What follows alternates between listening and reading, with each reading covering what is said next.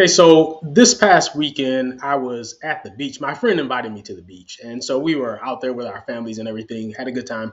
But my friend, he works out, and he normally does about 3 sessions per week, and he's semi-serious. But I give him credit because he is consistent. But he said something to me that got me thinking about how I could maybe help you out if this is an issue for you. And he said that he has to, remind himself of why he's working out because, it's not like there's anybody that's forcing him to do it. So I thought it was really a great point, and I wanted to talk to you about that today because one of the things that people struggle with when it comes to staying in shape is really the fact that it's non-compulsory.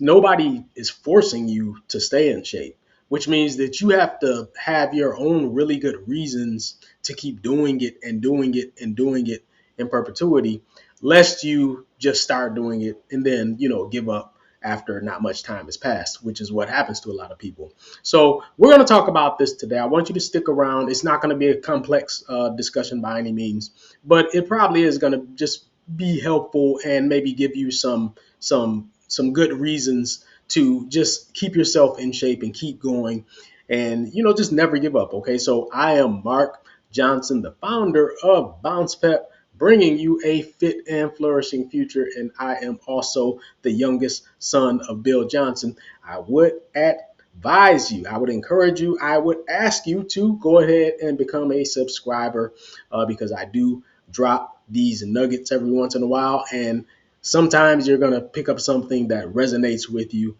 and really sticks with you. So with all that said, I want to talk to you today about having your reasons to work out that can keep you working out in the long term so that you don't just start and give up. And if you've watched me before, you've heard me talk about momentum. One of the things that's really, really hard for a lot of people is that they stop and start, and so they build some momentum and they lose it. And I think part of it has to do with people don't have really great reasons for working out, or the reasons are kind of short term actually. So you'll hear stuff like, I mean, a really typical thing we hear is, well, I want to have a six pack by this summer, right?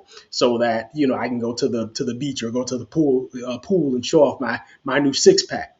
But if you think about it, that's really a short term goal. It doesn't say anything about why you should work out in the long term. It doesn't give you any reason to just keep working out and working out and working out after you get that long desired six pack.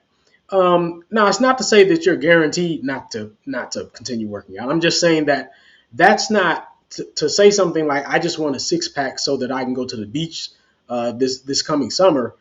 That's not enough of a reason to keep you working out forever. Okay, and again, the issue here for so many people is because keeping yourself in great shape is non-compulsory. There's nobody forcing you to do it, right?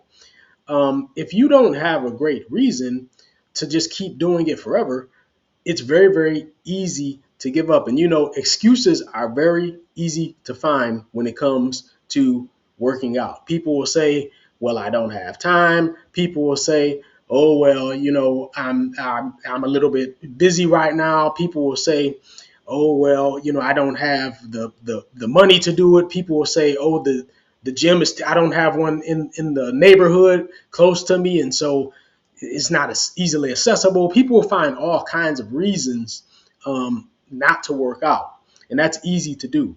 But finding a reason to work out, and especially a reason to keep working out, in the long term, is harder, right? And so you've got to have good reasons. Certain reasons that you come up with are more like milestones, all right, more so than like a long term a goal or really kind of like a permanent objective. They're more like milestones. So what I talked about before about just getting a six pack by next summer, well, that's more like a milestone, right? Okay, so once you hit that milestone, then you're going to have to come up with another milestone after that to keep you motivated to keep working out, right?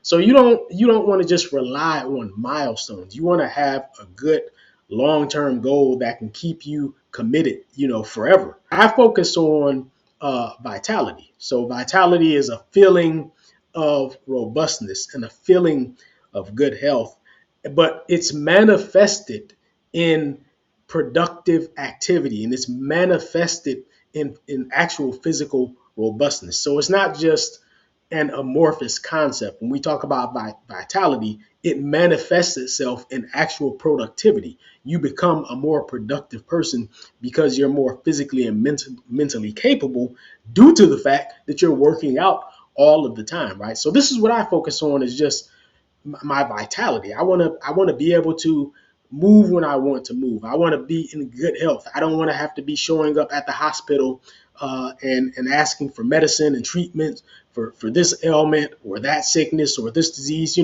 I want vitality. Now, it can be different for different people though. Like that, those are my reasons. And because vitality is something that you always want to have, it's always going to motivate me. But for some people it can be different. Some people just want to look good all the time, right? And so that's the principal thing for them, is they just want to look their best for the rest of their life. And that's fine too. I don't have anything against vanity, especially if it's keeping you doing the right thing, then there's nothing wrong with vanity to me. I mean, hey, be vain, right? I don't care as long as you're not obnoxious about it, right? So, whatever your reason is, whether it's vanity, whether it's vitality, whether it's something else, whether it's just the mental benefits, there are a lot of mental benefits in terms of mental fortitude and keeping a nice balanced temperament and a good mood. So you have a lot of, and warding off depressive symptoms and things like that. There are a lot of mental objectives as well that you could have, and those are just as valid as vanity, and just as valid as vitality. So whatever it is for you, just have something that works to keep you going at it in the long term. Because remember that with all the modern medicine and technology that we have today, like I was saying about you know, staying fit is non-compulsory. And a lot of it is because people know that they can go to the hospital and just get treated. If they get sick or they have some kind of an ailment, then they can go to the hospital and the doctors will basically keep them alive. So you have a lot of people who are in terrible health and terrible mobility and sick and kind of ailing, but modern medicine can keep them alive, right?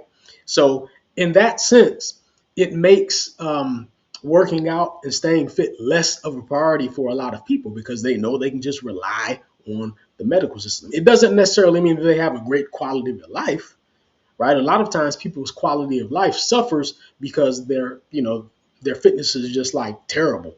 But they can still rely on the doctors, the medical system.